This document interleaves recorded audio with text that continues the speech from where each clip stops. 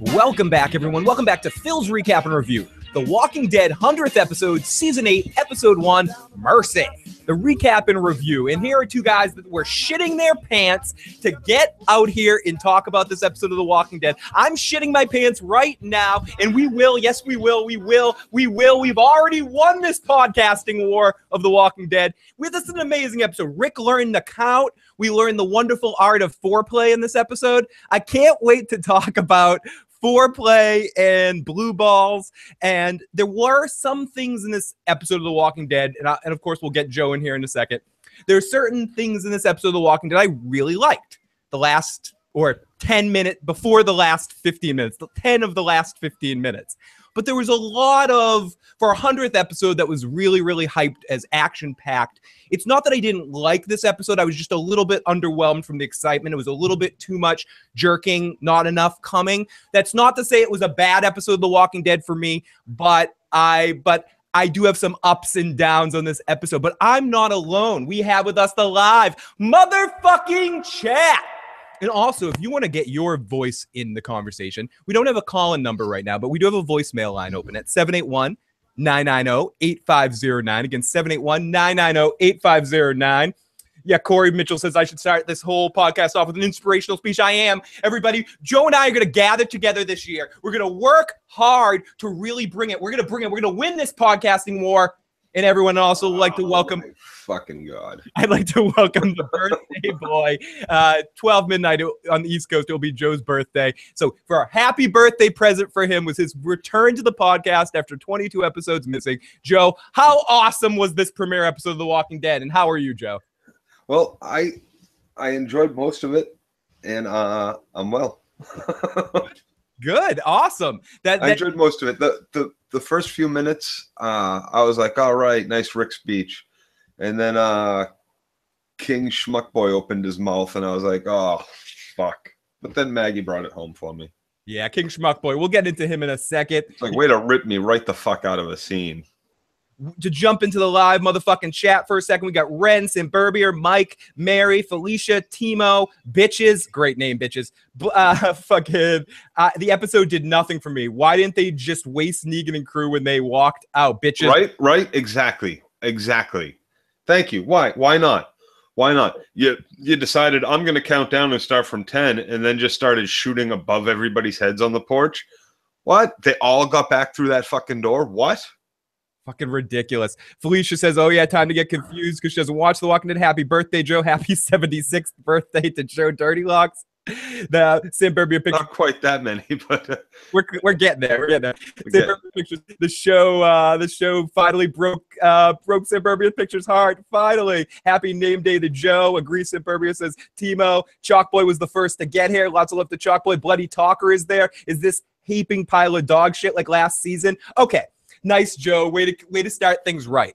Now, just to address the thing in the room, season 7 was not our favorite here between Joe and I and everyone that we talked about on this channel. It was the absolute fucking worst. It was pretty bad for us here. And not saying that everyone thought that, but I think Joe and I, and if people joined us, a lot of people are like, oh, God, you guys are so negative on last year. I will say this about this episode, especially there was a few scenes that had me hopeful for where this season could go. Specifically, the Daryl scene, like when he's running around and just blowing people up, and it's almost just like an action fun kind of situation going on as he's just blowing up walkers and walking around and chewing bubble gum and blowing shit up. I loved when Trevor, what's his name? I always forget his name on the show. Trevor's character, Simon, kicks Gregory down the flight of the stairs. And I also like Gregory stealing father shithead's thing because that's Joe screaming at the TV. Don't stop for this piece of shit. He stops for this piece of shit, and exactly what should happen to him happens to him. Yep. So piece of shit shits on him. Like if you stop for a piece of shit, expect that you're gonna get shit on yourself. Mm-hmm. Right? Like, that's the way shit works. you were in a shitheadception in that moment, Joe. It was shithead versus shithead. Who do you follow in a shitception? You just don't know. It's a shit within itself is just a pile of dung. Listen, we swam through a river of shit to get to this mountain of shit. You know, I'm trying to channel my inner Abraham. That's not working. There. Yeah, I'm eating a shit sandwich on this one. We're rusty. It's been a whole year. Talk about The Walking Dead. It's been a long time. But I do find some potential moments here. For me, it's when they get too dialogue heavy and when we get a lot of speeches and a lot of that stuff. Yeah. It's too much. And when we get action on The Walking Dead, it's really good. It's not like exceptional, amazing but it's fun. And get back to, and if this whole season, but it is exceptional, amazing television. They know how to set a scene. They know how to set tension.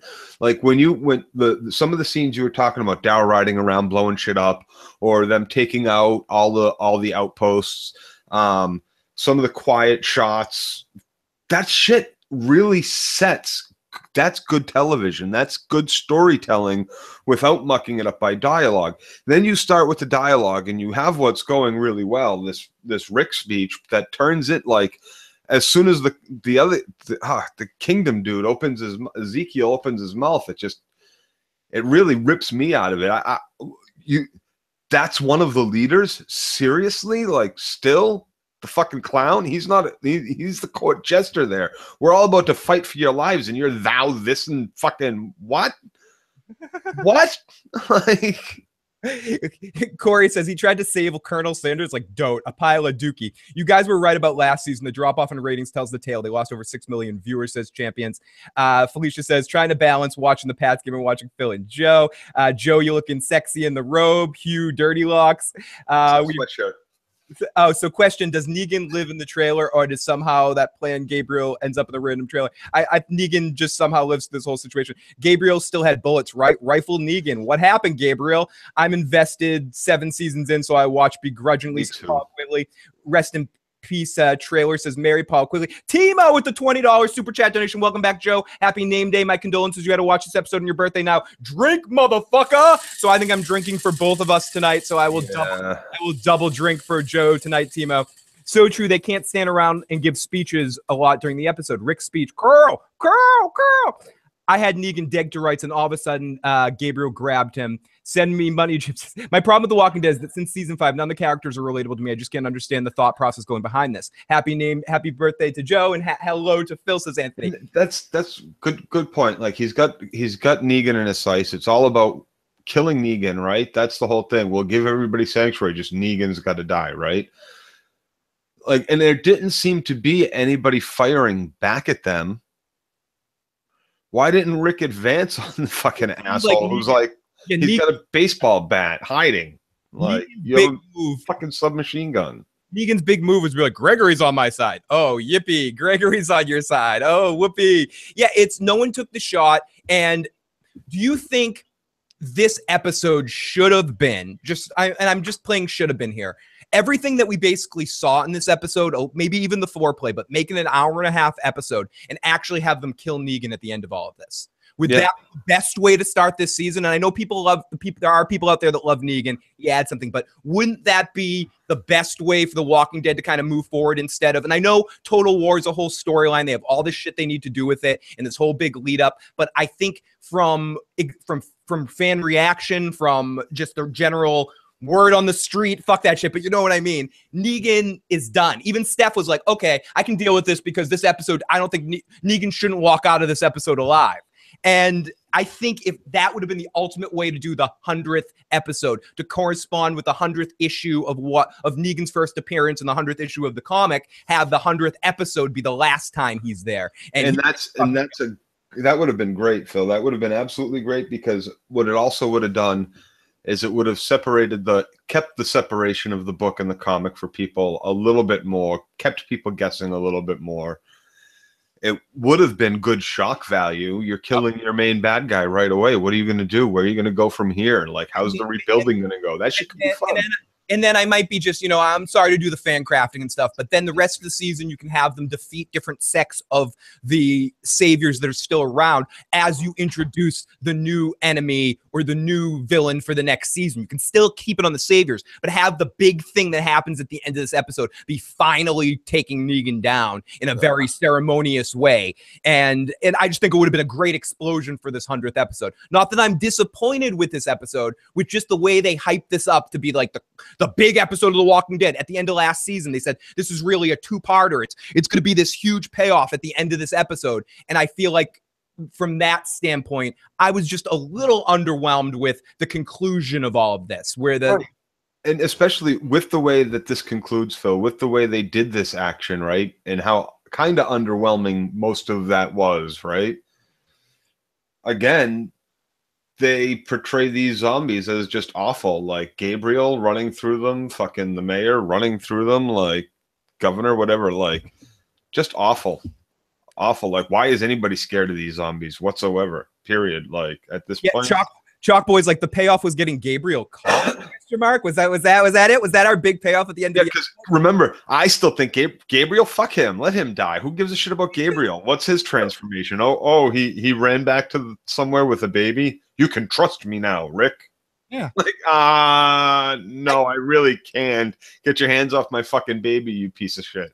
I do want to be clear, though. As usual, the acting on the show, for the most part, is really spot on. I especially like Carol's subtlety in this episode, in her dealing with Tara chewing her fucking Twizzler. That I just want to grab the Twizzler and slap the Twizzler out of her mouth. Where's she getting that Twizzler? Is that the most stale Twizzler in the history of the universe?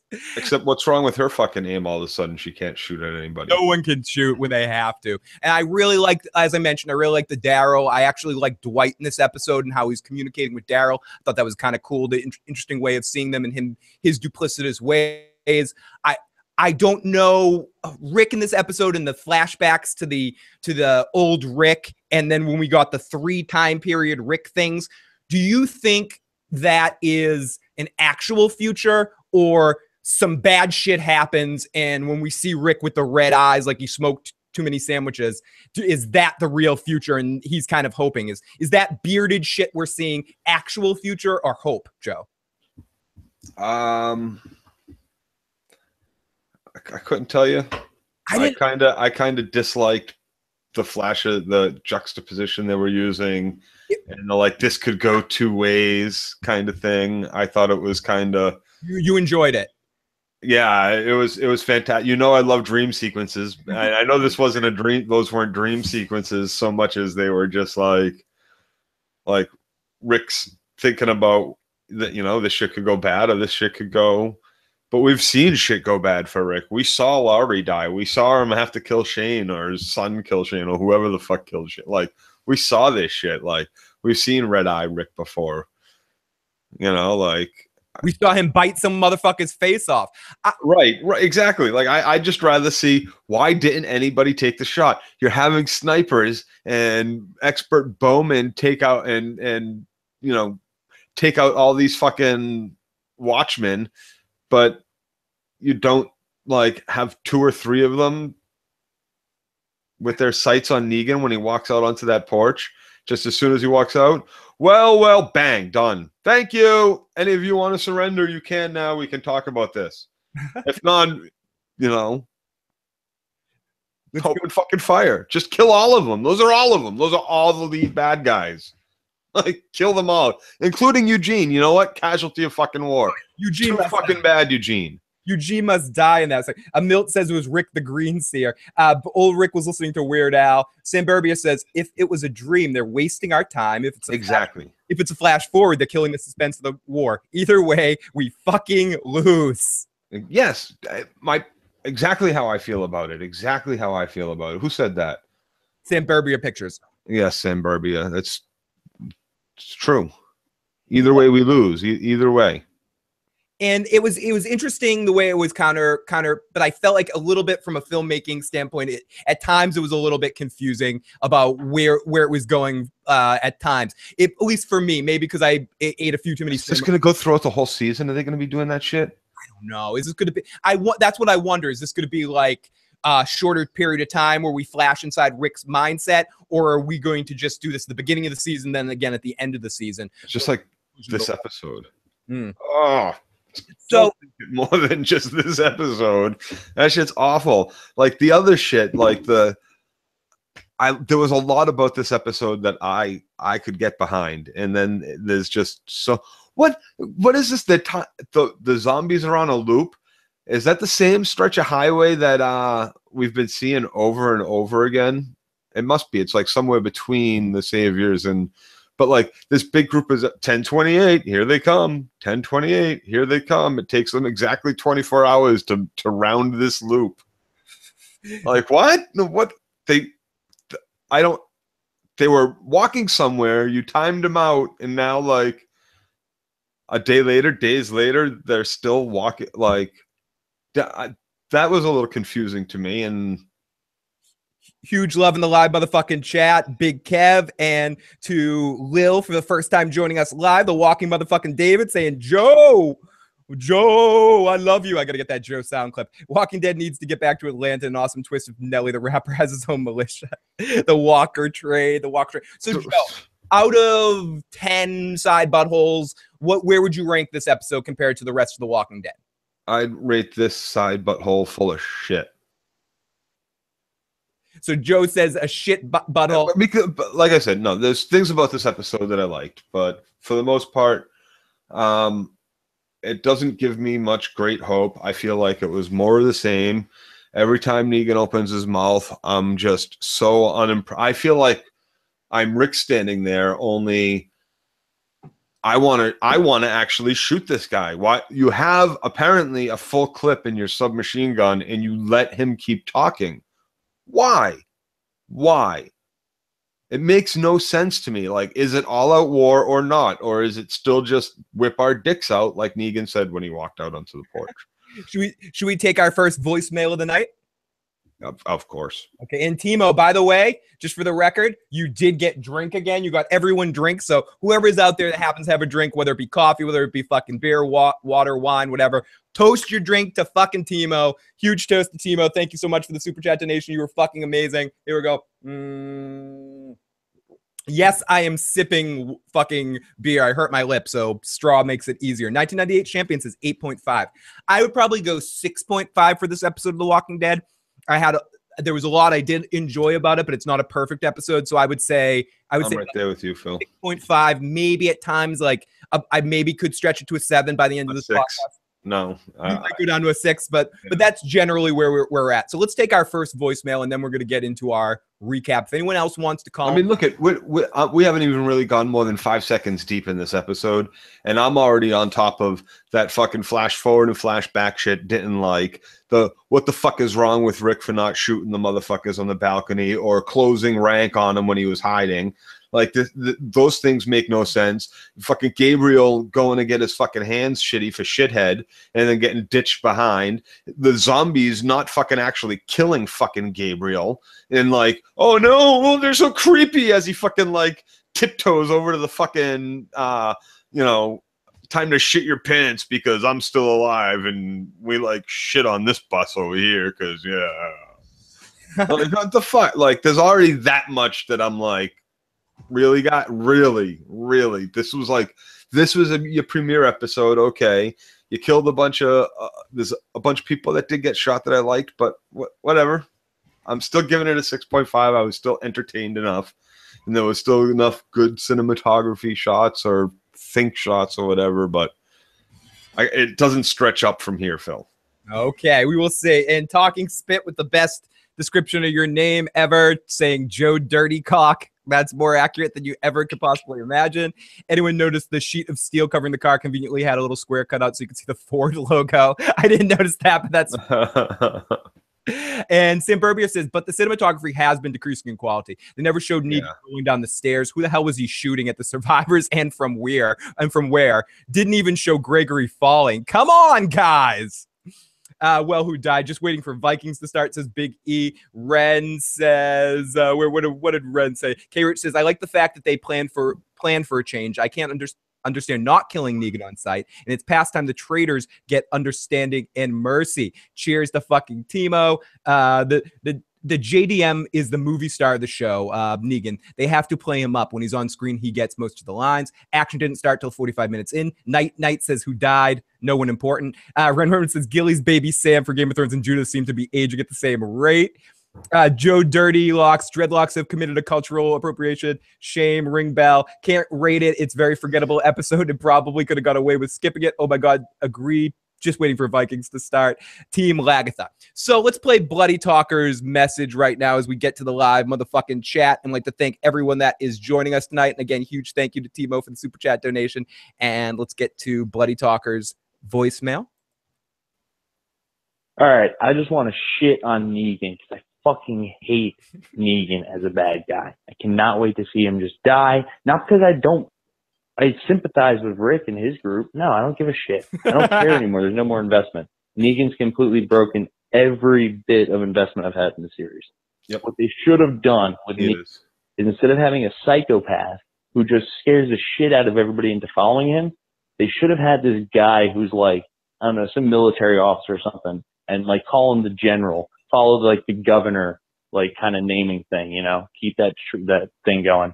And then have this guy has super loyal group and he acts kind of like a Genghis Khan or something. You know, he just rolls into a place, conquers the shit, lets his men take what they want. You know what I mean? And then he adds people to his forces and then they become loyal to him over time. You know what I mean? Have this guy just be like almost like fucking walking with a cane and shit. Like he's not even a fighter. You know what I mean? But just he's got such men around him, you know, and he outthinks you. You can't fucking out-strategize this guy. He's got more men than you, more resources. He's smart. You know what I mean? That would be a way more terrifying enemy than some fucking psychopath with a goddamn bat. This is the Bloody Talker. Peace out. Good message, Bloody Talker. It's not much I can add on to that other than I agree with most of your points. Or they should have made Negan, if he was going to be this kind of villain, instead of building him up and basically having a season be all about hyping up. We've been in this now. This is the third season that basically Negan is everything. We've got introduced some other people that came in for like 1 second, like the Terminus stuff that seemed like a big buildup, and then we actually only had Terminus for like 2 episodes, and it was creepy for those 2 episodes. The first perfect amount of time Joe and I talk about it all the time. Mayor Joe Hale there and the people that were going to the Claimers was a brief little moment, but it was really intense because it was brief. Personally, I think he's an excellent actor. JDM's a great actor. I just think he's miscast for Negan, personally for me. But even within that, even him as Negan, I just think it should have been a shorter arc. And I think it's too much of it. It's like the takeover kind of thing. And then we move in. This show works best when we don't kind of dwell too much in one enemy. And we kind of just move around from place to place, at least for me. Even with the governor, I think the governor lasted a little bit too long in that first half. And yeah, his conclusion was better in the second half, but there was still like a lot of excess governor stuff that could have been cut a little bit for me to move that story along quicker as well. So I think what you're describing is an awesome enemy. That would be a different kind of enemy. I think Negan could have worked if they just didn't give it to us as much, like try to sell it as much as they did and make. And they're still trying to sell it, Phil, though. Like as much as they did, they still are. Like most of this shit on the balcony was the same. It's more of that. Oh, just more of it. Now, Joe, you're more familiar with the books than I am. Do you have the same? And I don't want to do a lot of comparing it to that, but do you like Negan better in the written form, or do you have the similar feeling? In the written form, because it goes so much quicker. It hasn't taken 2 years to fucking get through it. You know, like it takes, like especially if you have the compendium, it takes. Yeah, whatever. It's zip to get through it. Hannah Pie, hey, how's it going? Got Jay in the live chat. Anyone else want to waste all the aminos on Windows? Even a warlord has fanatical loyal captain. Sadism can not hold together a big community. The leader must have something other than fear. Yeah, Joe talked about that a lot last season with Negan, and I think we maybe got a glimpse of it with the way he treats someone like Eugene, or some of the ways he talked to Sasha, where he was really kind of gentle in his words with her towards the end of last season, or giving Eugene a Nintendo or something like that. I think maybe his captains, he doesn't, because he fucks all their wives, and he takes, I don't know, that different, we rewinded conversations before to go back to that, but okay, Joe, should we get into this? No more time. Let's not waste any more time, and let's get into this.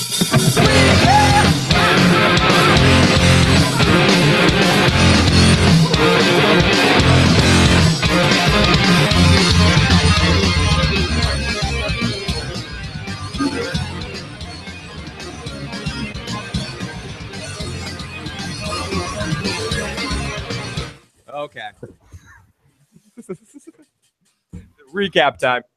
Okay, so here we go. So he only fucks your wife if you cross him. Good point, Atari Dad. They really overdid it with the speeches in this episode. Rick, we get it. Yeah, we do. But let's start off. The episode starts off on Rick's face sweating as he's falling asleep, eyes closed, thinking about season 7 and how boring it was. He agrees with all of us. Rick is like, oh, this shit sucked. And then we see, he's like, it'll be better. Don't worry. And we see old man Rick was like, you kids, get off my lawn. And we also see the pretty flowers that we can stare at. Look at the flowers, Rick. And the clock says 8:22. Then we get another flash, and it's Rick at a graveyard. Then we see the hilltop, and we see a forge. We see Gendry at the forge making some Valyrian steel to fight against the saviors. We see Gabriel and Aaron and Maggie and Enid all setting up. We see Dwight and Daryl playing darts or arrow message game. We see Tara with a Twizzler in her mouth and sunglasses on, and Carol telling it's time. It's planned. That's like gold right there. Yeah, fucking give me some of those Twizzlers right now. I will kill a bitch for some Twizzlers. Yeah, dude, I'm fucking killing someone. I'm more chocolate than that kind of sugar. But yo, this is a couple of years deep. There ain't no more chocolate. That's an automatic death sentence. You got chocolate hanging out of your mouth. Maybe not Twizzlers, but I'm knifing you not in the back of the head to the throat if I see nerds. Right, I'm at least stealing your fucking candy. I'm stealing your candy, but if I see some nerds, I'm actively going to like burn or fun dip. Or I'm going all Negan claim game on those shits. That's right. Razzle dazzles, motherfucker.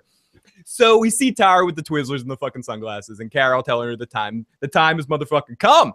Rick is looking at the sky, and he gives his hype speech. So listen to a little bit of Rick's hype speech.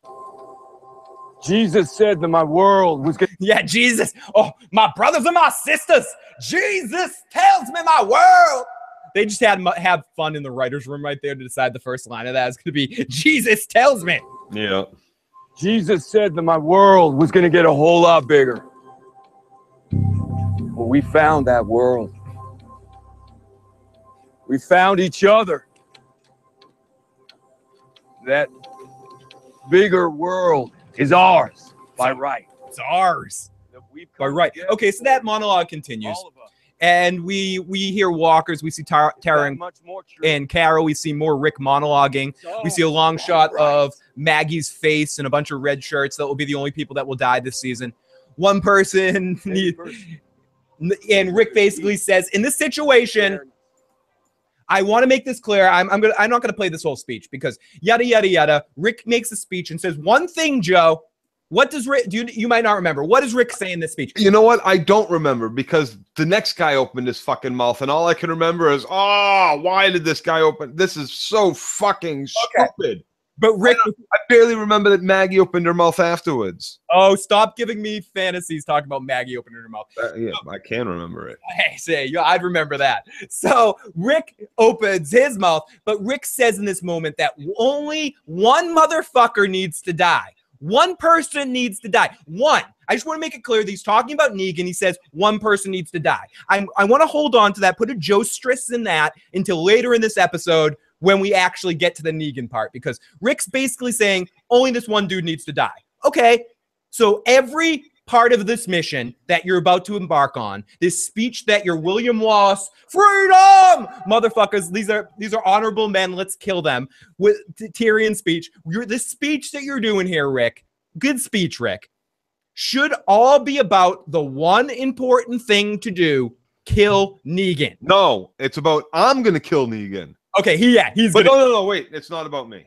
It's not about him. That's what this episode was about, Joe. No, it's about me killing Negan. No. It's not about me, Joe. It's not as we get into this weird who's on first thing. No, it's not about that. Like, how about whoever has the opportunity, unload your clip into that motherfucker's face. You see that smiling son of a bitch, you shoot. And you don't stop until he's dead. Right. Okay. Don't be scared. Guns beat baseball bats. Rosita guns beat baseball bats. Are you sure, Joe? I haven't played rock, paper, scissors in a while. I don't know. Oh, Rosita lost. That's right. I don't know about this game. I don't know this universe. Baseball bats, we've in the Rosita versus Negan baseball bat situation of 2016.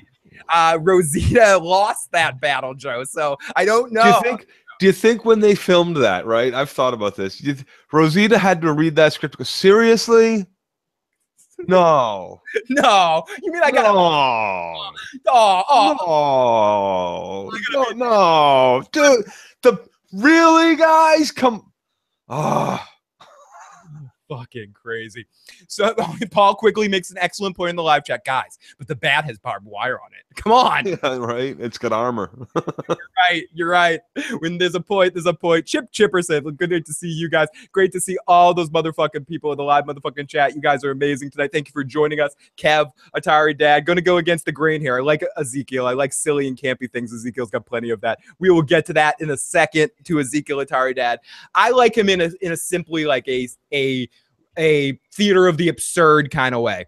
So Rick continues to speak after this. Then we see Dwight and Daryl writing secret messages. Will you go on a date with me tomorrow? Check yes. And he checks yes. Rick continues to speak, and the time goes on, and Carol is annoyed with dealing with Tara and her Twizzlers.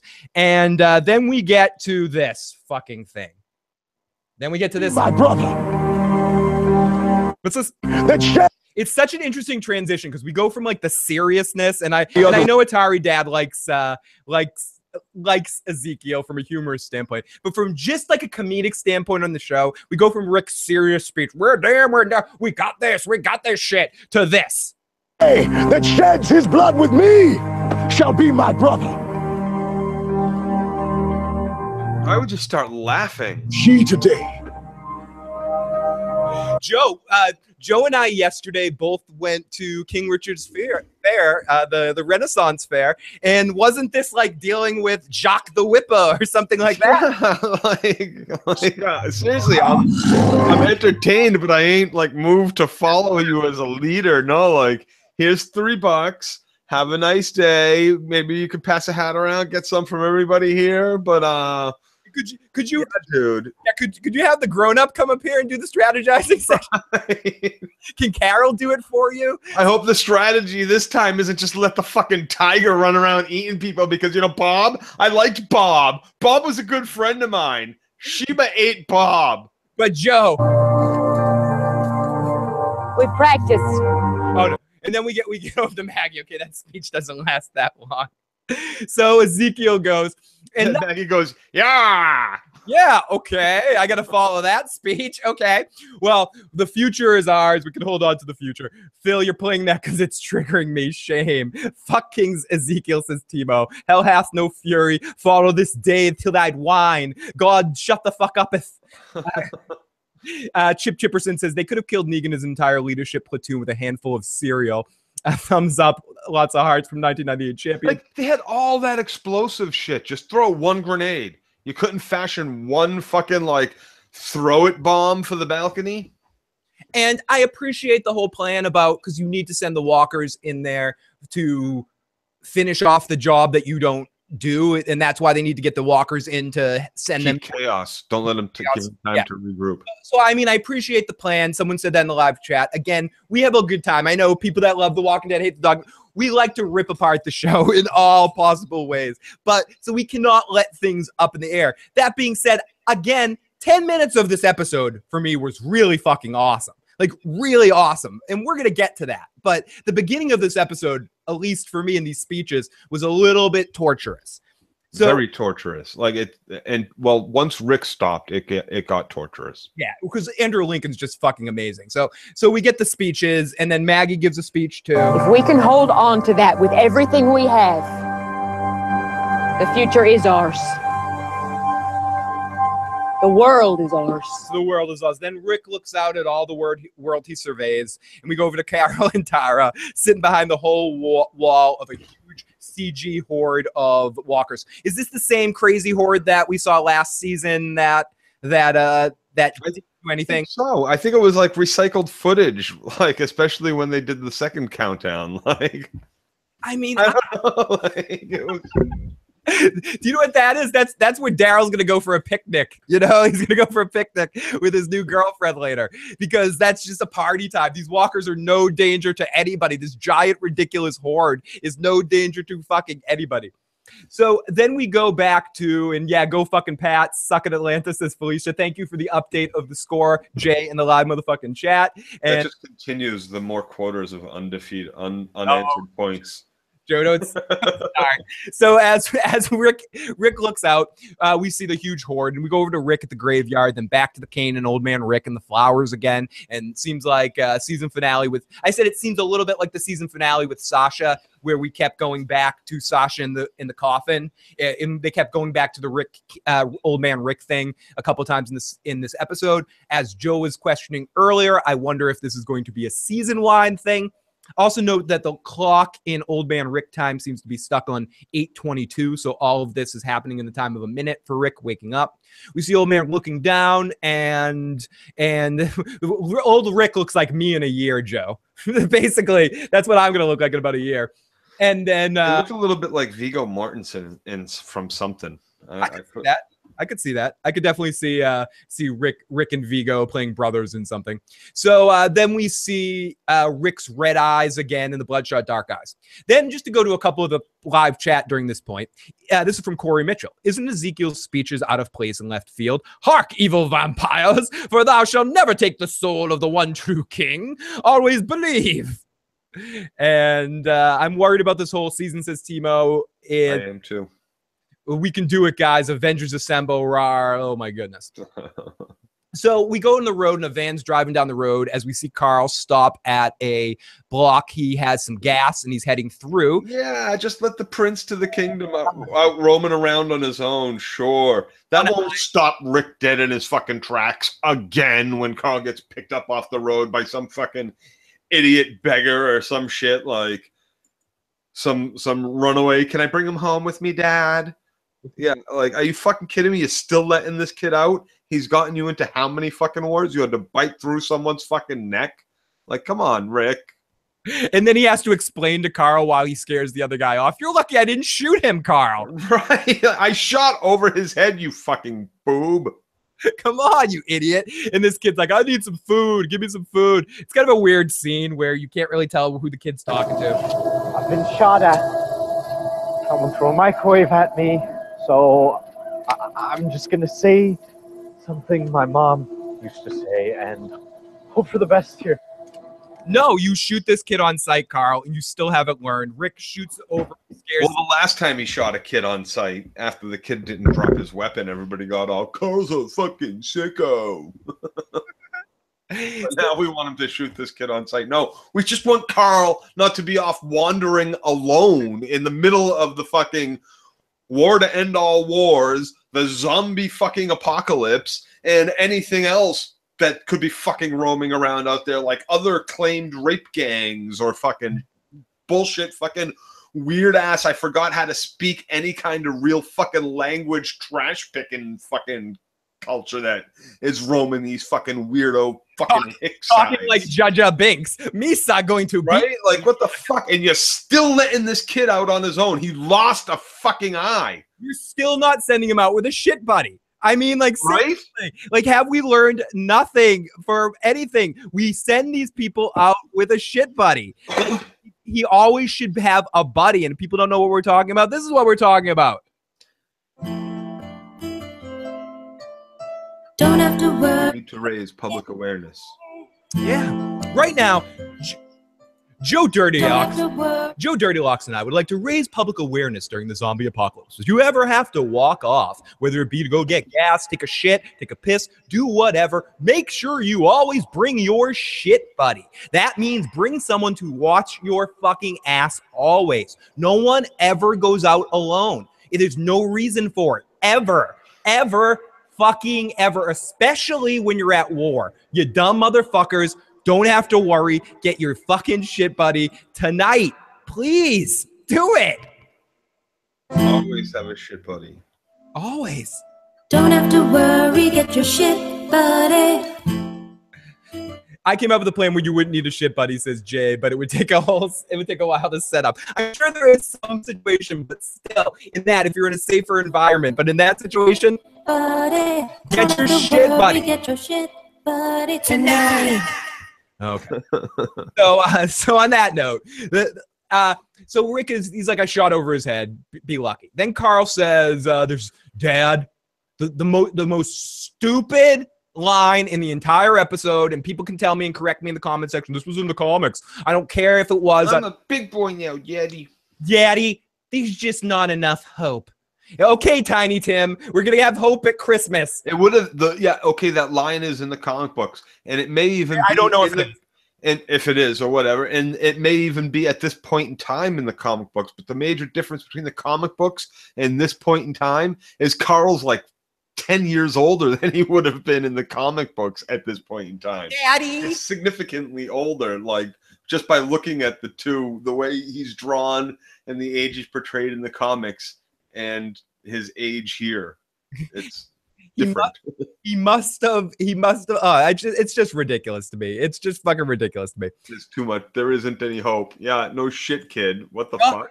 God bless us, everyone. It just seemed like that's what he was going to say right there. What the fuck? Then why am I doing this? Fuck him. Okay, anyway, sorry. I don't fucking like Carl. So Carl says, and I'm sorry, Terrachard, if you're listening to this. I know he's your babe, but I fucking hate Carl.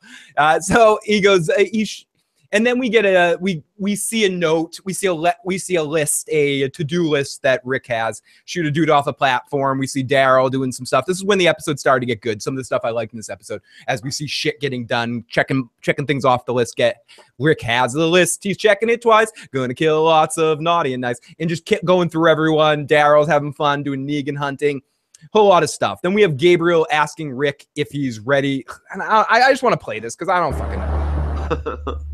It's one person who brought it to this. One person. It always starts with one person. Again, this one person. Seems like everything's about killing this one person. This did. No, the episode started with Jesus, remember? Oh yeah, Jesus. Is Jesus the one person? Me. Yes. It isn't. And this sets up the thing of the episode. Rick figuring out that this isn't about him. Can we have the self-discovery after we kill the fucking narcissistic asshole with the fucking baseball bat that's killing everybody? Can we kill him first, then do the self-introspection? I mean, I'm sorry, Joe. Like, at this point, you know, if I could do something really like horrible and go through hell to like set myself up in a good situation in the future, I'm gonna climb through that tunnel of shit like Andrew Dufresne, and then worry about getting that smell of fucking human feces off of me after the fact. You know, But you bring the bar of soap with you, right? Oh, you dumb! I'm shoving that shit down my. I'm collecting bars of soap like I'm dumping dirt. Every time I dump dirt in that field in Shawshank, I'm grabbing another bar of soap. Fuck that. That's more important than anything right there. That's the most important currency you're gonna have. And I would take a lot more time after he gets out of that. You know, I wouldn't just like, you know, wash myself a little bit in some rainwater. But still, my point is, you got to go through that pile of shit sometime. And remember, that's not rainwater he's washing himself off in. That's the sewer water that's fucking out of the same pipe that he came out of. He's like, oh, let me rinse off this shit with this shit. But Joe, that shit tasted like freedom. Yeah, I'm sure it did. It did. It totally did. Eat that bar of soap before I tasted that freedom. Anyways, so to go back, sorry anyone that hasn't seen the Shawshank Redemption. If you're watching this, you haven't, and you watched The Walking Dead and not the Shawshank Redemption, watch the Shawshank Redemption, damn it. Okay, so Gabriel asks Rick if they're ready to talk, and then we see Morgan on the ground. We see Rick and baby Judith, who's now older, and he makes out with Michonne, and Timo says at this point, watching, I want to snatch that fucking thing out of Tara's mouth and punch her in the fucking face. And they say by the end, oh, it goes on, cars move out with shields on it and they're ready for war. Sad music plays as we see a quick shot of Rosita frowning and with her classic fucking frown and scowl on her face. We see boobs with an unhappy face attached to it. And then we see Carl and Michonne talk about how they're going to defend Alexandria, but I don't know if anyone else noticed this. It might be my sound system that I had at my house or something, but in this scene with Carl and Michonne talking, the volume of them talking was really fucking quiet. And in the music that was going on, the background music was just so much louder than the scene. And I'd have to go back and check it again. Because they wanted you to hear that it was a parody of Another One Bites the Dust by Queen. Your man Weird Al. Oh, but another one eats the must or something. No, what is Weird Al's version of it? I don't know. I'm trying to. K. Rich says, I'm not trying to be fashionably negative, but there's a lot of shit to polish off and too little to spit, says K. Rich. Yeah. Rich with this $5 super chat donation. Thank you, K. Rich. You get a spin of the wheel. Thank you to Timo and Critch for K. Rich for the amazing generosity tonight, and everyone in the live motherfucking chat for joining us on this season premiere, the 100th episode of The Walking Dead. I am so excited to be back here, for good or for bad, talking about The Walking Dead. It's a lot of fun, and happy to have Joe back here discussing some bullshit. How the fuck did this land again on, and this is, I'm not making this up, everybody drink. So wherever you are, hold up your drink, toast to K. Rich, even if you're listening to this podcast, the audio version of it later. Thank you for subscribing to our podcast. But wherever you are listening to this or watching, hold up whatever drink you got and take a big fucking gulp or sip. Damn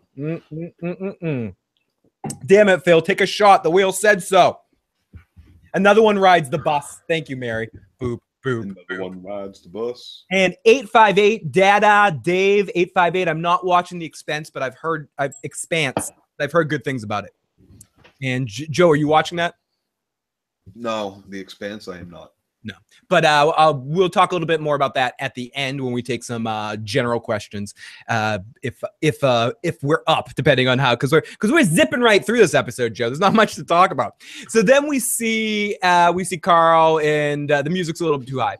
Then we see a lot of other funny chat going on here with our groups. At one point in this episode, I have to be honest, my computer crashed that I was taking notes on. So at one point I sort of lost the notes, but we'll get to that. So Rick kills the savior, and then this dude talks shit to him and says your boy's gonna die. Another check off Check's list as he's setting up more events for the fight. The music's so sad, so slow. The music in this beginning half of the episode does not help the tempo of the feel of what's going on. This foreplay could have been done a little bit better with, I think, a little bit more upbeat music. The music almost feels like Lethal Weapons, the movies, but not jazz music, but just like, and then Joe and Phil talk. Ba-da-da-da-da-da-da.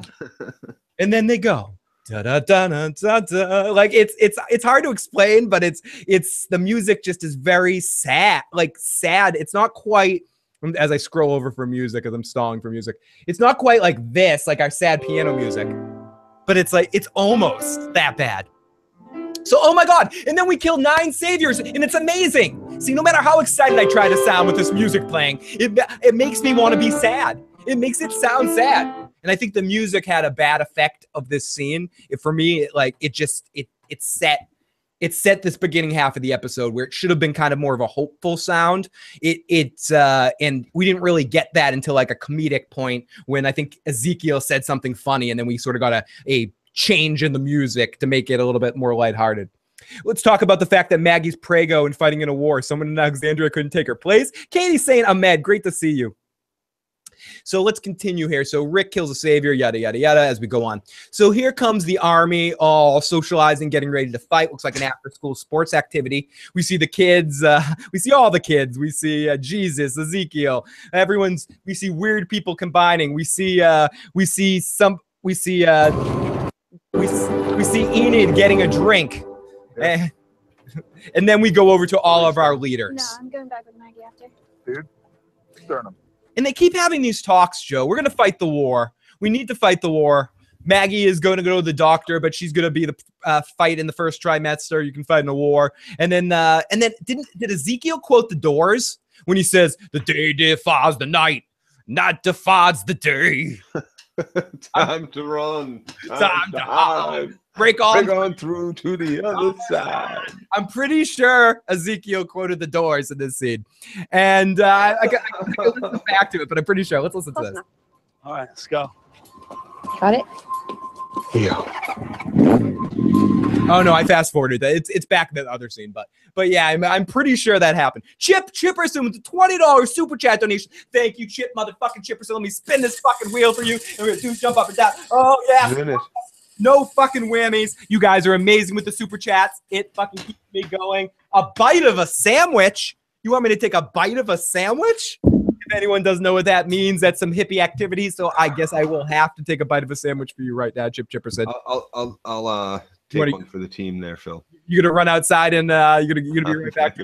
Back in a moment. Yeah, Joe's gonna run outside and quickly eat a sandwich and leaving me alone here. You son of a fuck. You dirty son of a bitch. You super chatters allowing Joe to leave. He's been waiting for that opportunity to run off. He's like, I can't do it. But everyone, I want you all, if you're sandwich eaters, take a bite of a sandwich or whatever your vice is.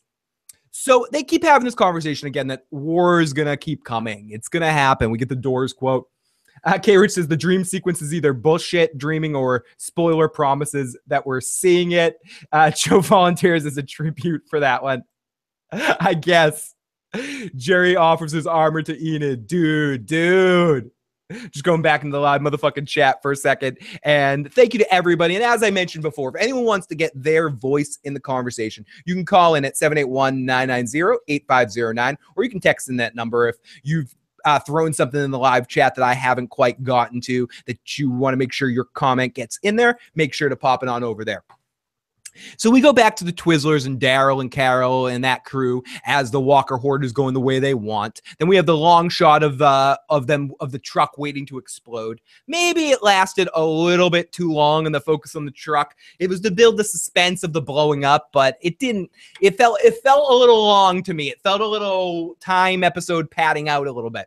So then it blows up and some action happens, and then we see here Locked down. all this stuff. You think it was them? No. Probably something left over, maybe under one of the bodies. I want some bang, bang, Dwetty. I want some scream, scream. I want blood. As we see the Saviors for the very first time in the episode, Dwight's inside smiling as he knows that some of these guys are on their way to a death. So they're setting it up for a trap, and our crew talks about it. Oh, they should talk about it. Let's go to the live motherfucking chat for a second here. Negan in the comics says personality. The show version is just a person you come up with 1,000 ways to kill already. Bloody Talker. I think Maggie's supposed to be the feminist fantasy. She's a woman who's pregnant, who's also a fighter and a badass and a soldier and a leader and awesome in the fucking best, says Bloody Talker. Tari Dad says, what I really hope is that they make Mattson from Fear the Walking Dead the leader of the Whispers. That would be a great payoff for the entire mediocre series. And they plan to do a crossover with the main show. Feeling like throwing a pack of red Twizzlers out the window right now, says Timo. Maggie has selected the slow birth plan for her medical insurance plans. And I think it's interesting that how much that Judith has aged since the last time we saw her and how much Maggie hasn't gotten more pregnant. There's some weird alternate time warp shit going on right here. So we get to see Dwight, and he sees while two kids get killed above. Then we see the turtle van drive in, and I'm pretty sure we see Leonardo, Michelangelo, Donatello, and Raphael jump out of the fucking van. I think if you slow it down, you can actually see that. And they set up the shields and stuff all in the front of the sanctuary area. Then they fire 4 shots in the air to signal, come on out and talk. So finally, at number 14, I'm sorry, Negan. I was in a meeting. So Negan comes back, and then we come back in to from our commercial break. They can manage without you for one. Whoa! We come back, and Michonne and him are still together in this alternate future that we see. And Joe taking one for the Super Chat team.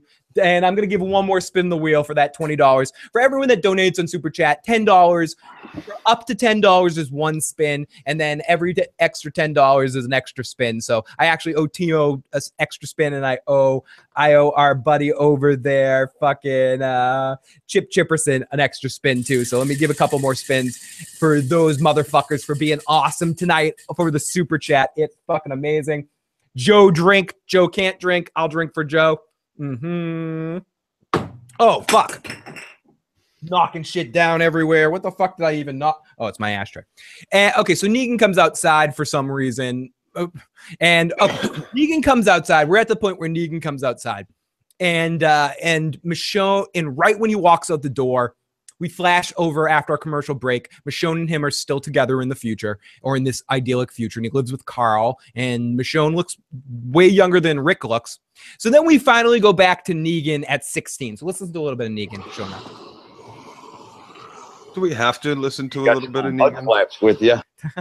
Phil is a three bear man. Drink one, spill one, and pass one around. Get Phil drunk. Joe, can you see us? Joe, can you see the live chat? I can see it. I just can't read it. Joe never learned to read, man. And just don't ask me to read. His sandwich. Hey, I attempt to do it, Joe. So, and I don't do it well. So let's listen to a little bit of Negan while I take my sandwich. So I'm not exactly feeling a reason for us to try throwing lead at each other. I feel a big reason. You're standing right there and none of you are holding guns. Perfect fucking reason. So, Joe, why didn't they shoot him right away? Like, I have no idea. Why? Because for the first time, Negan says something that's actually true. You've come over all this way, what? To whip our dicks out again? There's no need for that at this point. There's no need for this conversation back and forth. Instead of going there and setting up, why not just show up with the herd of fucking walkers and a bomb? Boom. Yep, done deal. Done fucking deal. Quickly, you landed on the second spin of the wheel. What for Chip was drum fun. So 1 second, Chip.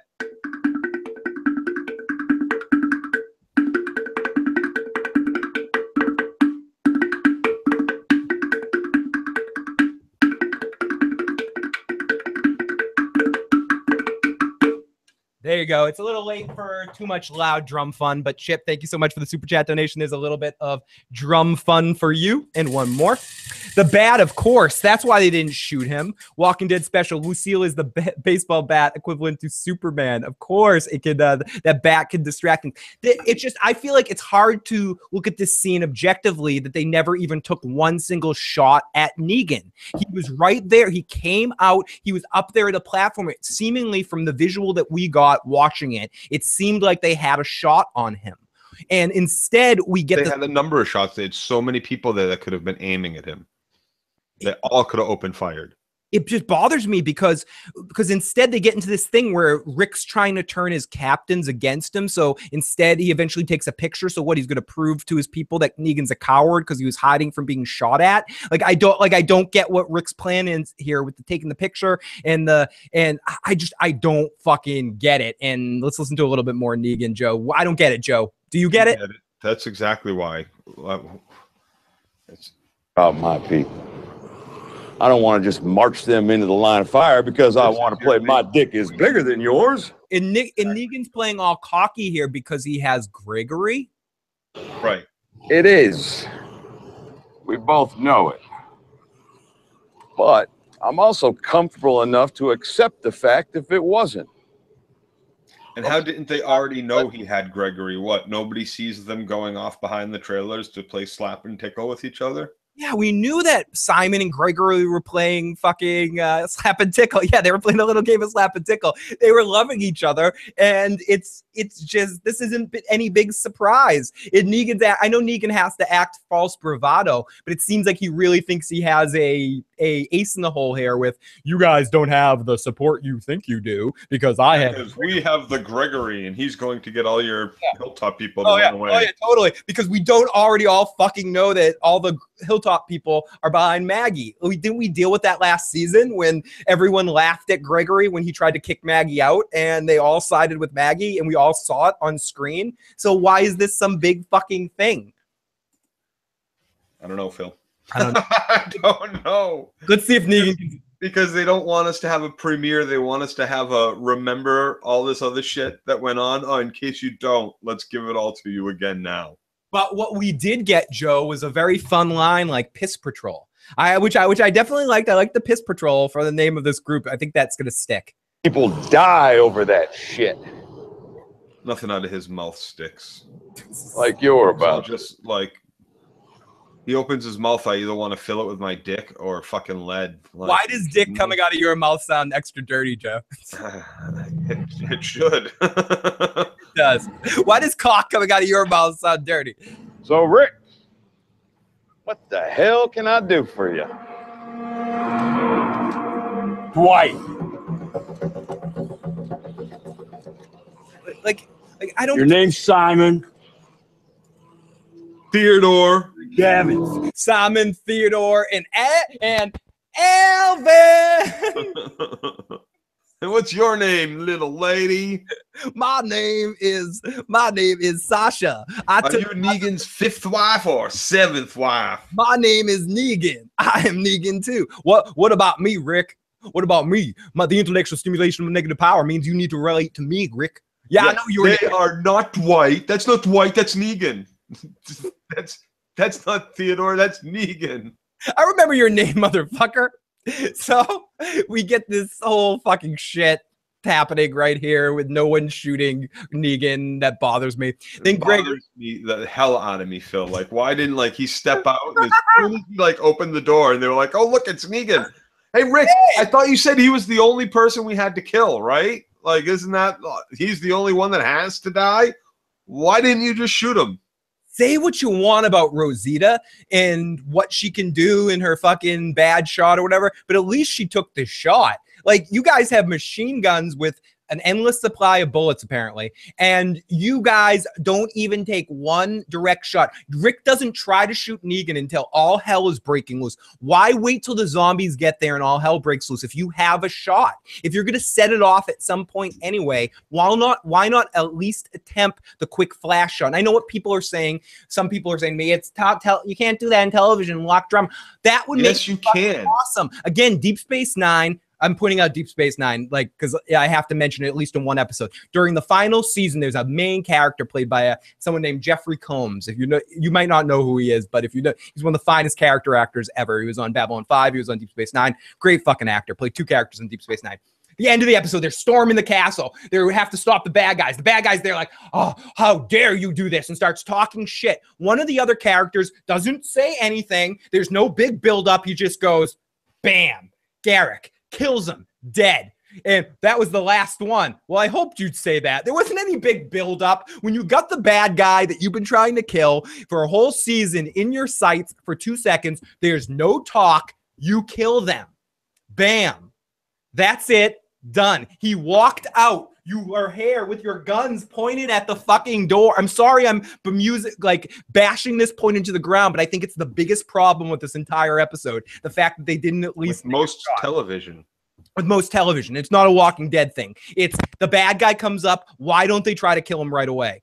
And I know it's too obvious, but other shows do it and they get away with it. It's, "Oh, I see you. I want you dead."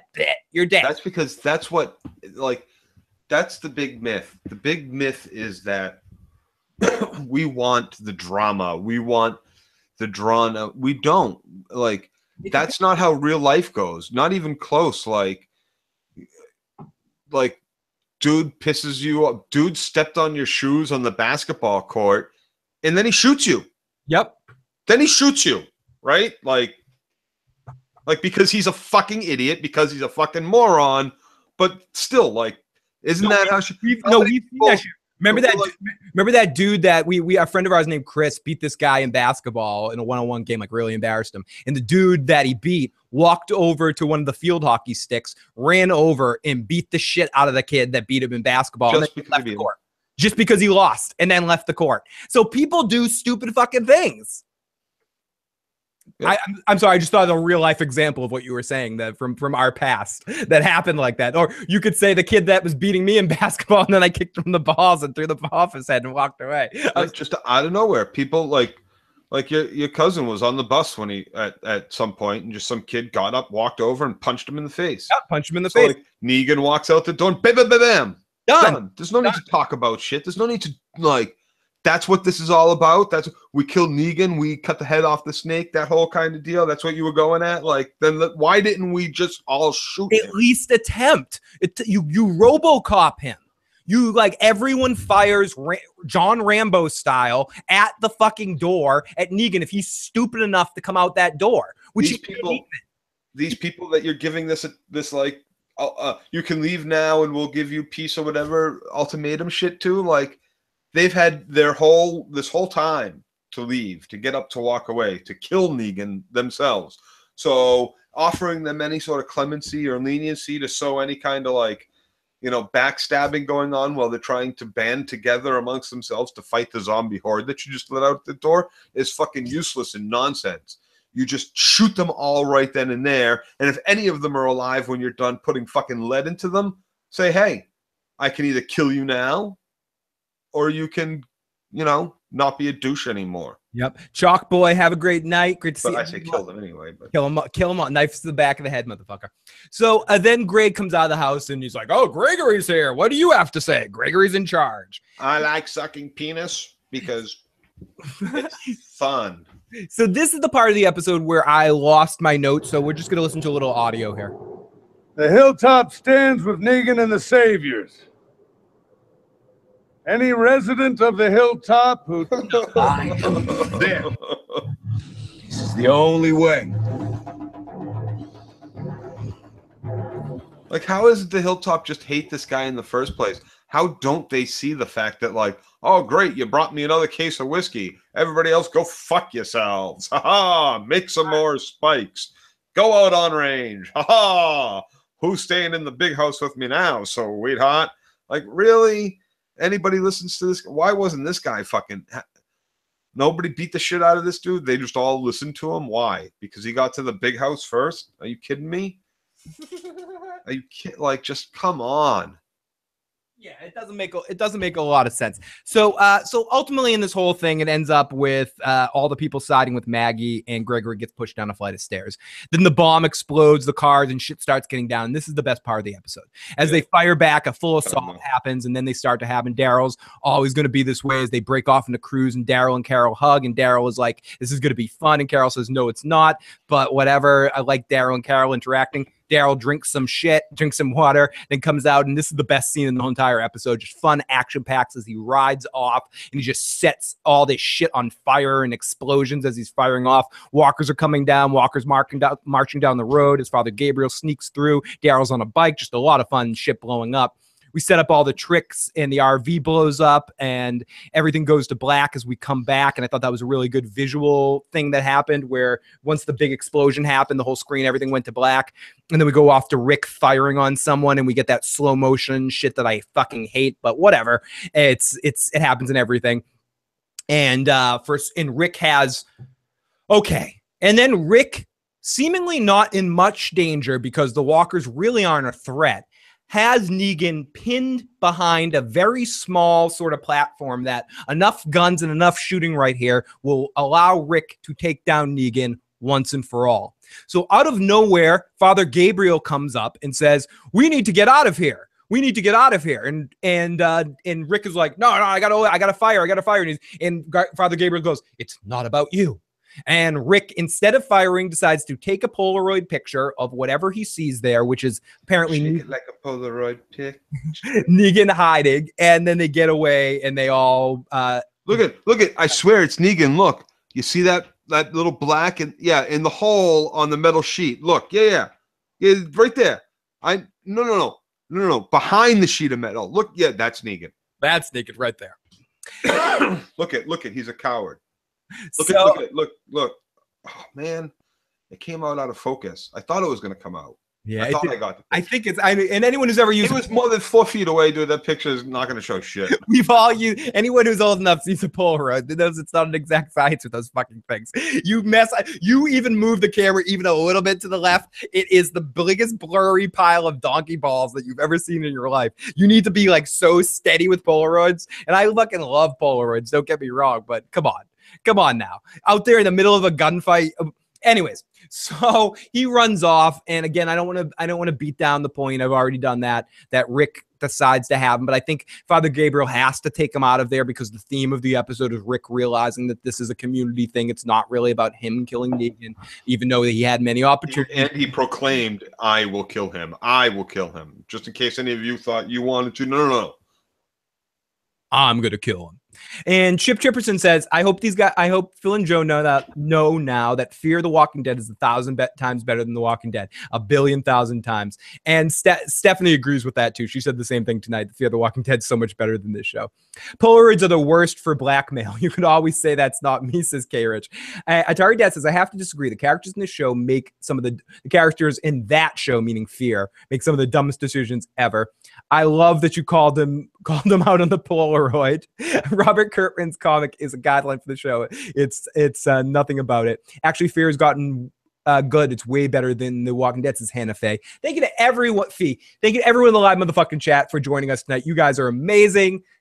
and your comments keeping me entertained. I'm trying. Every time I look there, I end up getting lost. I don't know. Still, season 1, the entire season 1 of Fear the Walking Dead is on par, I'd say, with season 7 of The Walking Dead. So it's pretty tough. bad. It's tough for you to get back in it. So yeah, that's pretty bad. So then we get something we talked about at the beginning of the show. Father Gabriel gets in a car, separate car from Rick, and they start to head out. And Father Gabriel sees Colonel Sanders. I mean, what's the fucking dude's name? We'll call him Colonel Sanders for now. What is his fucking name? Anyways, he sees fucking Colonel Sanders there, and Gregory. Thank you, Joe. Gregory. And he decides to go out and save Gregory from the horde of zombies. And Joe mentioned this earlier. I'm not on board with the redemption arc for Father Gabriel. I still think he's a giant turd-faced piece of crap. And so this was a giant turd fighting a giant douche here, saving a giant douche here.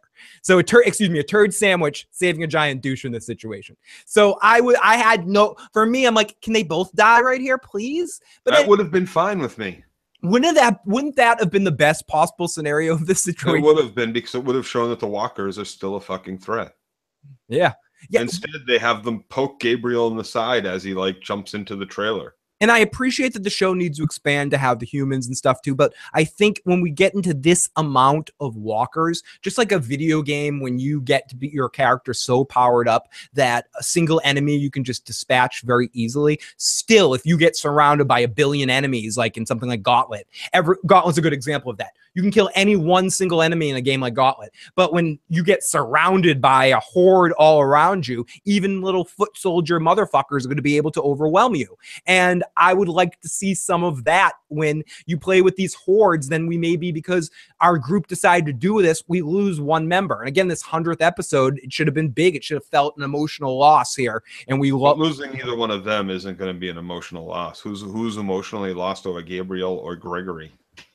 No, I was thinking someone else in the episode, but in this situation, Negan. That's what I go back to my original point. That should have been the end because it would have made everybody who hates Negan and hates the fact that he's on the show extremely happy that he gets offed in this episode, and B, it would have kept everybody who was like, all right, another season of Negan, I can't wait to hear him rant about stupid shit for the next for what is the show comes out to be like 8 hours for the season, and I can't wait to listen to Negan fucking talking fucking stupid metaphor for the next 6 hours on Sundays. So I love you, Joe. Great to have you back. So Carl is bringing, and then so they would have been like, ah. Those people would have been shocked and been like, what the fuck? So it would have been win-win for the entire audience of the Walking Dead universe if they had just fucking murdered off Negan right now, this episode. So then what happens after that is Gregory steals Gregory steals Gabriel's car and goes up and serves him right serves him fucking right. We already talked about that a lot. So Carl brings food to the dude with a sorry note on it, and he sees him and he's surprised as we are that Carl's this stupid to come back. So then we see King Ezekiel give a smile to Carol, like, I can't wait to see you later.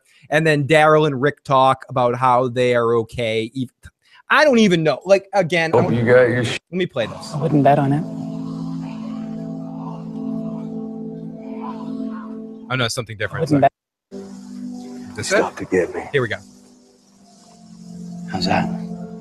Negan. He was on the ground. I was trying to kill him, and Gabriel stopped to get me.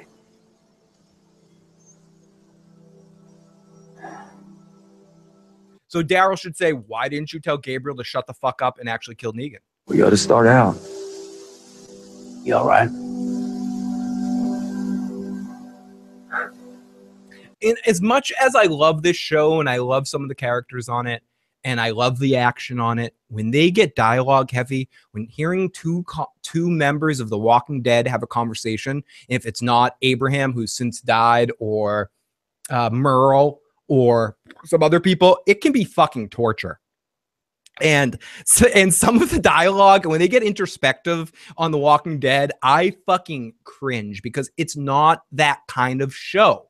Stop trying to be Better Call Saul. You're not Better Call Saul. Do you see Better Call Saul having a huge action set piece with lots of guns and shit like that? No, because it's not that kind of show. It's a slow-moving show that deals with slow introspective stuff. Walking Dead, when you're action heavy, this 100th fucking episode should have been balls to the wall action like the season 4 premiere was. Like an hour of straight fucking action, saviors versus our group. Bam, bam, bam, beginning to end. Any of this introspective, I realized that this war wasn't about me. It wasn't about Negan. It was about being somebody. It was about being a human. And realizing this show is only the most popular show on television, Phil. It doesn't have that kind of HBO money.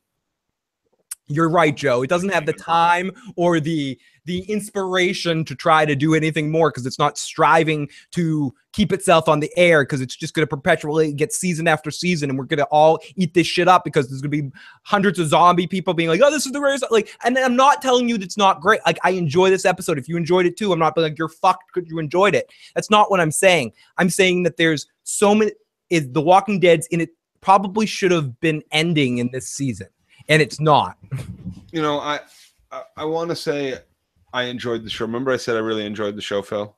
Let me finish. Hold that thought. I'm just going to finish the episode really quick. We get a few more mumbles as the crew heads through for another pass at the Pays Institute as someone throws a grenade and they all duck and they run up. The walkers are marching in the sanctuary. Gabriel's trying to stay alive as the grenade opened a building behind them. I think the grenade was set purposely to let out zombies from a building. There, yes, awesome. And I just want to get through the episode and then we can babble. Gabriel's trying to stay alive as he finds a room to hide in, and then Negan's in there, and then we get this whole thing right here. Never. You'll see. I'm not afraid of a big. Wait. You got your shitting pants on. What was that? What? Not like, what was that? No, yeah, got my shit pants on. I do. That's why I emptied my clip in your face, you fucking freak. Yeah, and fucking A, and that's the end of our episode of The Walking Dead. Joe, I'm sorry I interrupted you. Hopefully you remember where you were going. You don't? I do. I remember I said I enjoyed the episode. When I watched it, I enjoyed it, but now that I've had this nice little talk with you, Phil, I thought this show... It was worse. You are you not 6.5? Are you dropping? I dropped to like 4. I dropped to a 4. Phil, the show sucks. They can't. This whole Negan thing sucks. Like, why didn't anybody just fucking shoot him? Come on. If I was standing there, Phil, like if they were like, all right, Joe, you're in car number 4. Let's go. Like, I'm sitting there going, what the fuck is wrong with you people? Shoot this motherfucker. Or do I just shoot him? I just shoot him, right? That's over, Rick. We can go home now. So, Joe, I forgot. I didn't end the episode well. We get a festival. We hear that it's a festival. We hear music. We hear happy times as Rick gets led outside. And we see the house mixed with, and then we get crossed back with Rick's bloodshot eyes. And he says, my mercy prevailed over my wrath. Over to another time with another speech, again, flashing over, not working. We start tomorrow. Everything we start now. We already won. We already won. And that is the end of our episode. Felicia says, Joe, tell us what you really feel. They can only go so long. Last season was the telltale sign. The show's on the downward side, not to mention the ratings drop. Okay. Yeah, they jumped the shark with the dumpster, dude. They really did. It's tough. It's hard to come back from that for us anyways. K. Rich says, okay, I got a machine gun. I'm in a dark trailer by myself. A voice says something.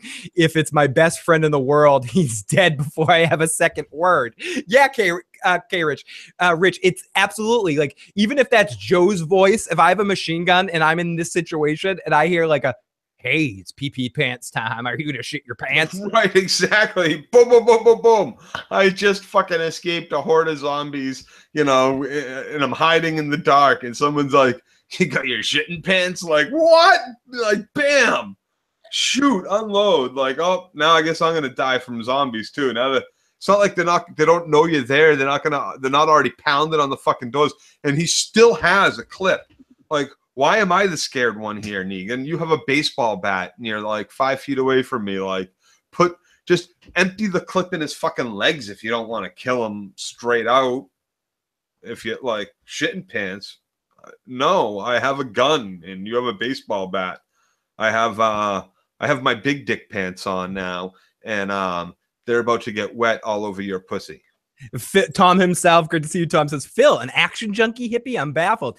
If it's The Walking Dead, I want it to be crazy action all the time. It's what makes The Walking Dead great. Is when no, I don't want it to be. They, like I said, they do a great job building tension, setting scenes, and when they do that stuff, they do it well. Like one of the things. Remember, I'm always like, what the fuck? All it takes is one line, properly placed, which too often it's not, to set up like I forget who says it, but it might have even been in Rick's speech. We've practiced over and over. We've practiced this. We know what we're about to go do.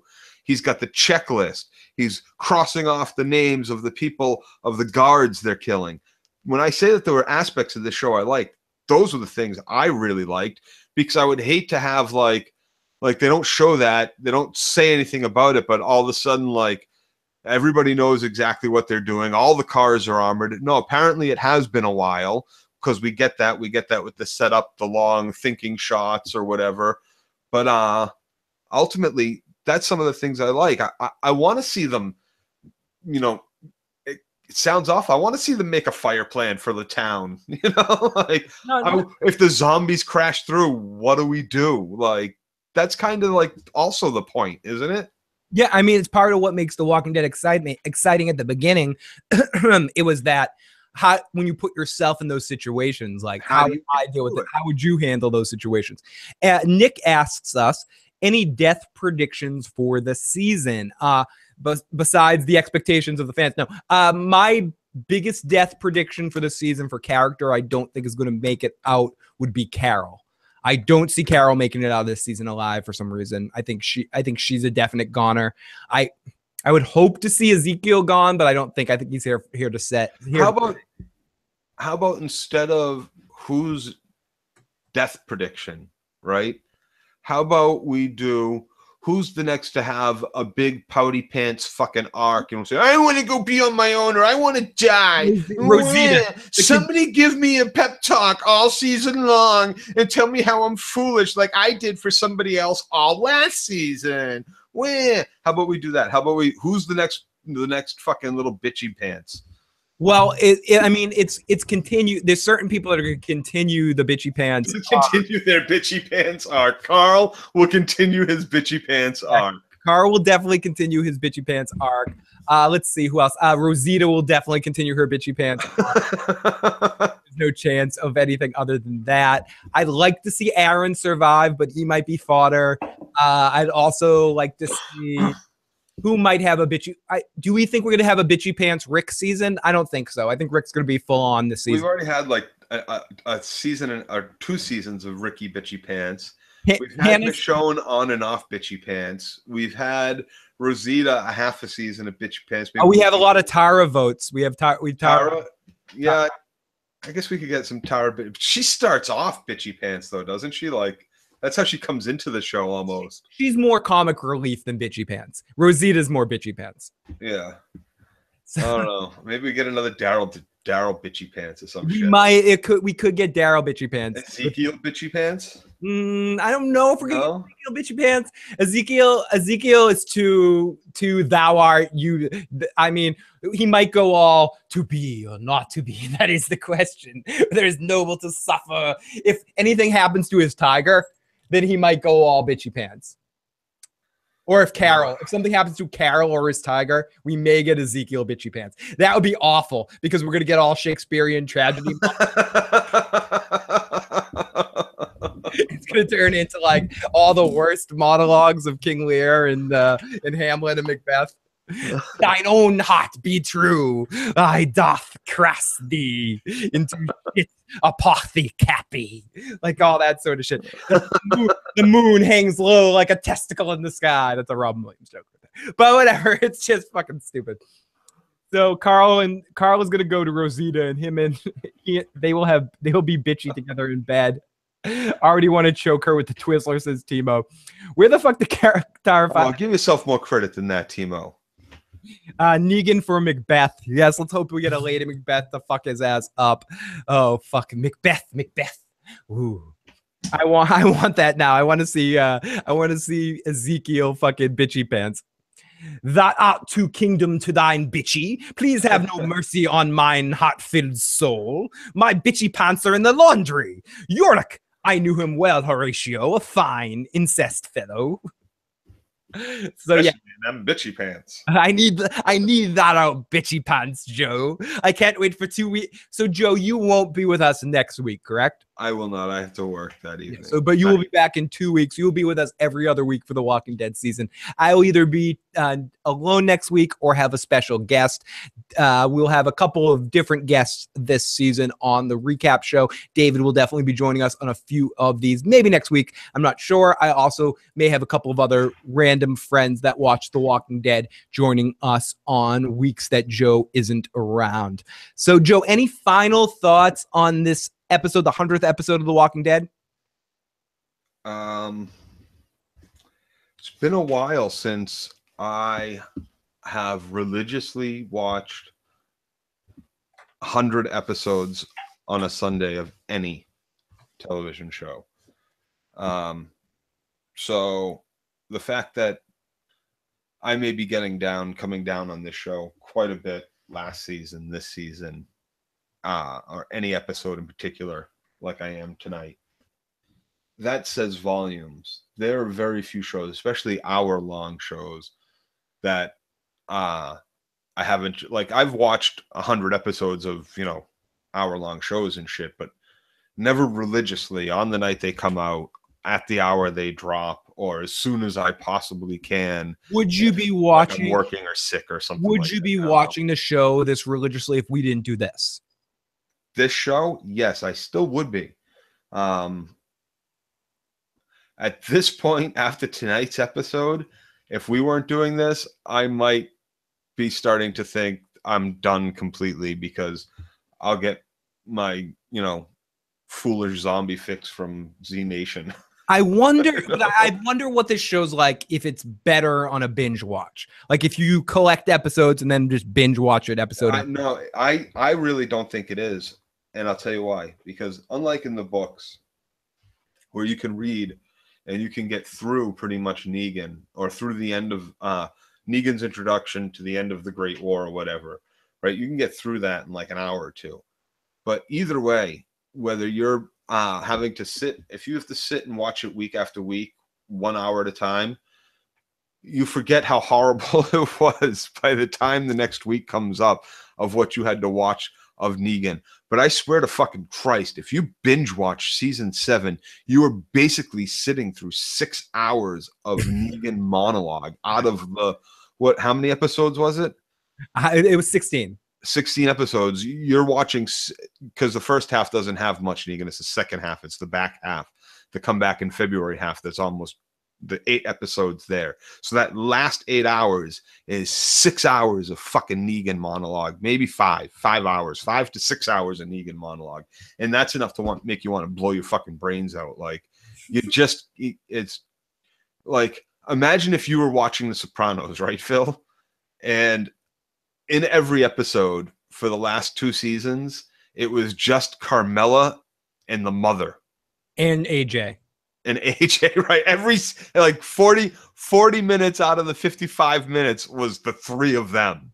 You would never, you like as good as the writing or everything else could be, you would never want, like, you're going to watch 6 hours of Negan unless you really can stand to. No, and some people, and to be fair, badassery is just like, to me, none of it comes off. He doesn't come off like a badass. And I've had a lot of people talk a lot of shit really close to my face trying to be badasses, and sometimes I've been scared. But honestly, most of the time, that kind of shit is like, it makes me want to laugh. Yeah, I've seen you laugh. I've seen you in those situations laugh, and they don't like it.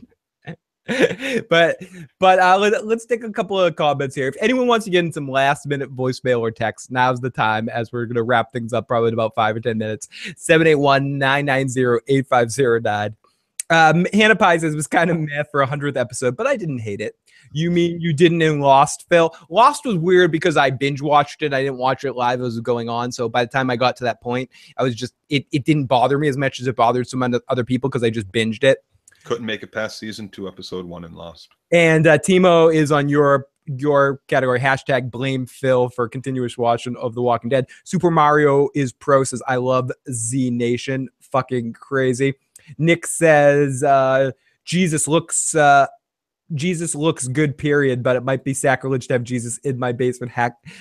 Says Timo. It's better than having him up on your cross. Nick says, what about the doth next will decipher whether thy what thy doth next will decideth, whether thy alas becometh everyone last a last day, yes, another day a last day. Receive some guns to the back of their head. Negan S monologue ende machina. Zehishach nach brusta. Perpach that Zeekduck. Sorry. The true Negan I love I might not binge. Dude, I was planning on a binge watch this shit before tonight's episode, but I've never got around to do it. Cannon says I need to catch up on Z Nation. I love the ridiculousness of it all. Tom himself says the thing is squeaky clean, basically cable tame TV Negan is just not the same. The comic books Negan is 6'3", 300 pounds, and his foul mouth is 90% of his character. Joe, it's the foul mouth, the fact that he's not fucking and he's saying like things like poopy pants and all that shit.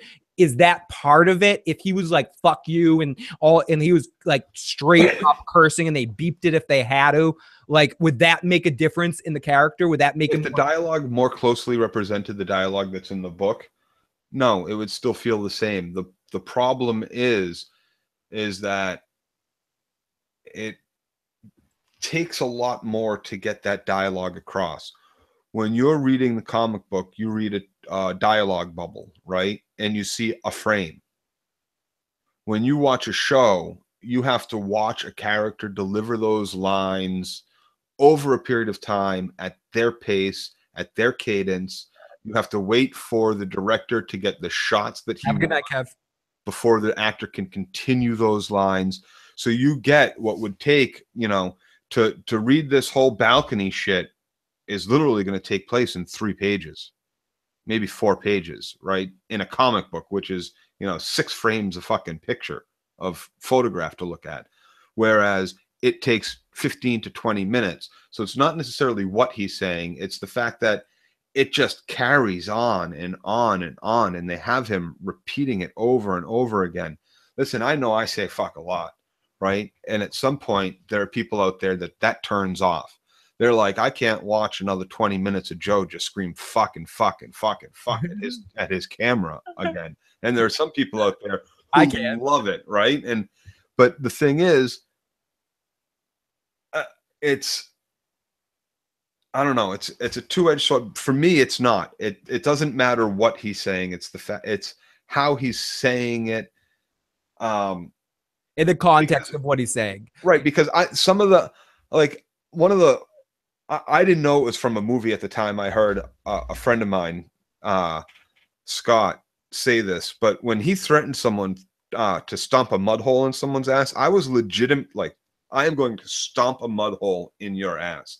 I was legitimately scared for this person at the time, right? And then like 6 months later at like 3 a.m, I'm watching Moving, Richard Pryor movie. Great movie. Which this line is actually delivered in and delivered from at the end of the movie.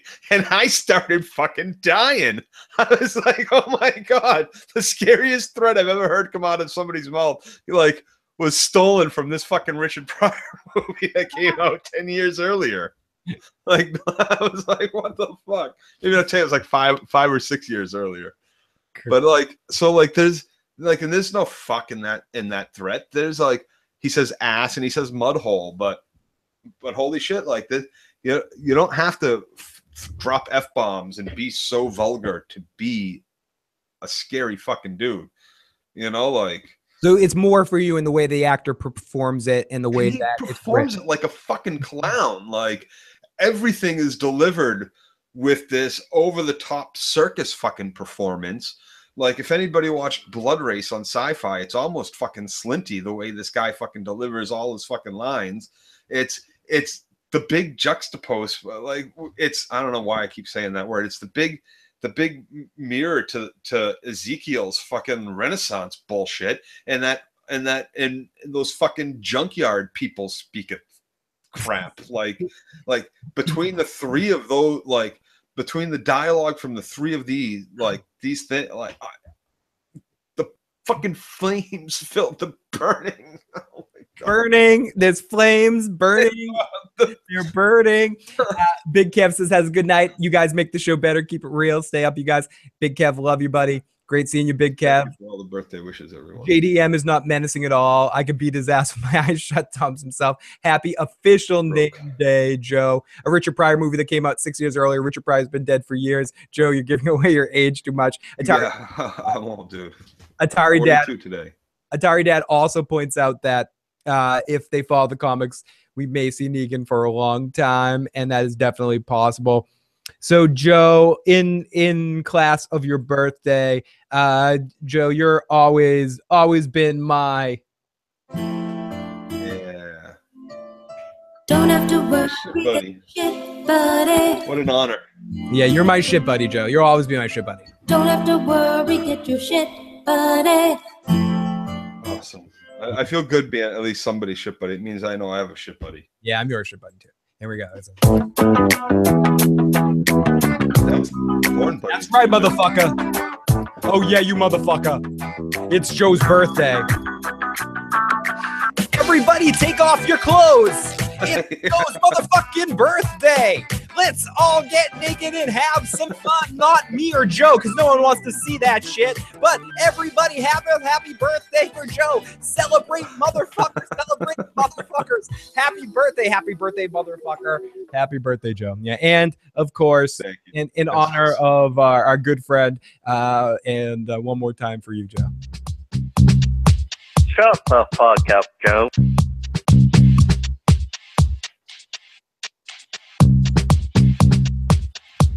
Shut the fuck up, Joe. And then it's shut the fuck up, Joe. Okay, so just for old time's sake, play with shut the fuck up, Joe. And we got a voicemail before the end. All right. Okay, let's see. I think we got do we have a voicemail from Broke here? Yeah, we got from the Broke Black Man. So let's listen to Broke Black Man 94. Who? Oh wait. Shut the fuck up, Joe. Shut the fuck up, Joe wasn't over yet. So let's play Broke's message. Hey, Phil, Joe, live motherfucking chat. This is Broke Black Man 94 here for starters.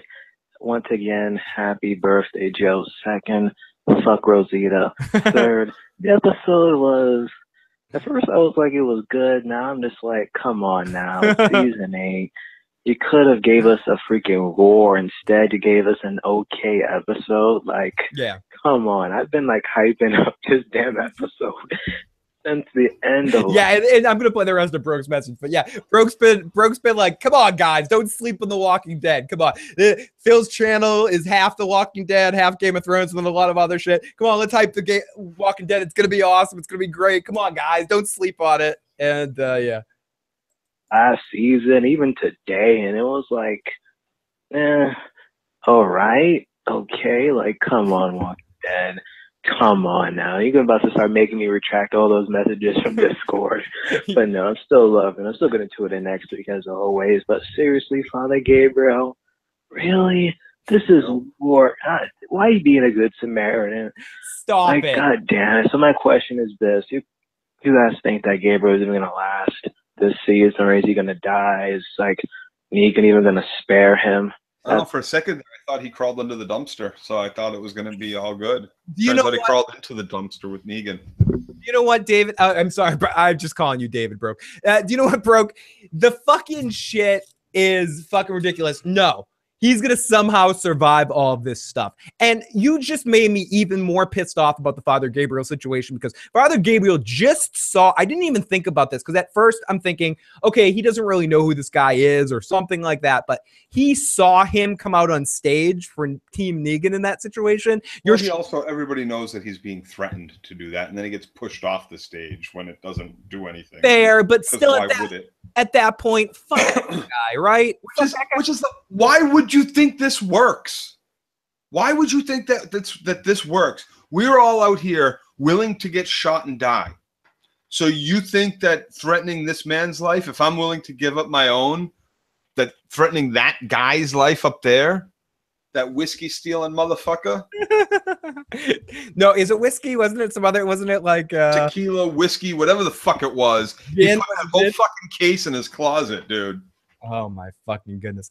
Okay, everybody. Thank you so much for joining us. We gotta jump into the live motherfucking chat and thank all the people that are still in there. Tari Dad, Broke, Felicia, Finch, Hannah, Ian, Johnny, Mary, Michael, Quixote, Tim, Timo, Tom himself, Ren, fucking Renwood. Lots of love to you, Ren, and lots of love to all the people. If you haven't already and you enjoyed this podcast. Did you finish Broke Black Man's message? What was that? You didn't finish Broke Black Man? No, I did. Oh, question was just about Father Gabriel. Right. That Father Gabriel will die. I think somehow, in spite of his ridiculosity, he will end up alive at the end of the season. No. Dead? Dead. Fucking dead. He's dead. Carol's dead. Whoa. Daryl's dead. Fucking Rosita's dead. Quixote in the live chat says Broke Black Man. Dead. Broke Black Man should work at one of those phone sex call line thingies. That's what Quixote says in the live chat. Yeah, you should listen to her, Broke. Listen to her. Smooth motherfucker. Goes down like a smooth motherfucker. Smooth motherfucker. So everyone, thank you so much for joining us. Joe will be back in a couple of weeks. I will be back next week to talk again about this episode, about episode 2 of The Walking Dead. I will either be alone or with a guest. Not quite sure quite yet, but we will see. And you're never alone, Phil. You got the MFC. That's true. No matter, even if I am alone, I get the live motherfucking chat, and sometimes that's fucking fun and silliness to be by myself on the live stream. So and have the call in line open, because I will at least call in and give you a.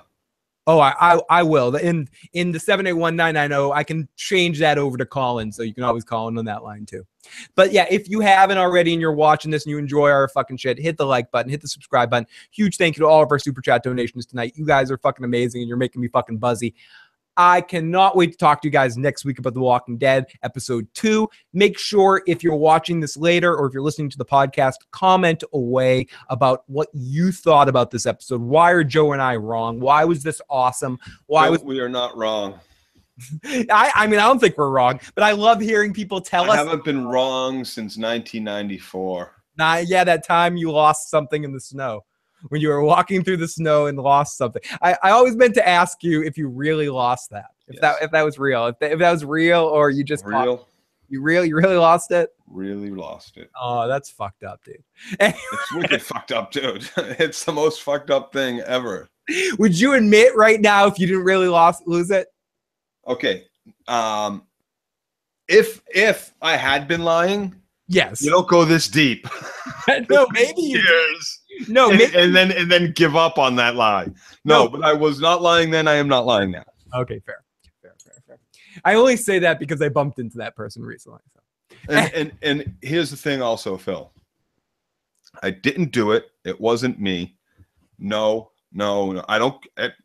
Video. Oh yeah, that might look like someone that looks a little bit like me, but that's not me. Wasn't you. Timo says, thanks for the stream. Much better than the show. Welcome back, Joe, even though you're often wrong. I love seeing you guys in the chat. Great night. Guys, you don't go this deep. Yeah, Joe and I are going deep. We're having a little bit of an after show discussion on the end of the show. I can't help it. See, I'm selfishly wanting to keep Joe on the show longer right now, but it's his birthday. I want to let him out so he can go play some video games, hang out with Katie, chill. Which I will be. Hopefully we get Madman, some Gary Eakin on that Friday the 13th. Right. So if you want to check out Joe, you can go over to Dirty Issues. And maybe Phil comes over and joins us for some Friday the 13th. Check out some game motherfucking. Maybe Dig Talk out there. If he's with us, maybe he comes and joins us for a little bit. Maybe none of you do. Maybe none of you motherfuckers. Maybe all of you do. Maybe he's alone. So wait. What's this going deep? It will save it for the story podcast in a later date. So you guys are fucking awesome tonight, as always. Live motherfucking chat. We're lucky to be able to get to talk to you guys, and we'll talk to you guys. I guess we'll talk to you guys fucking next time. And where the fuck is? Oh, there. We'll play this one. Peace and love, and thanks for the birthday wishes, everybody. Yep. Have a good night, all.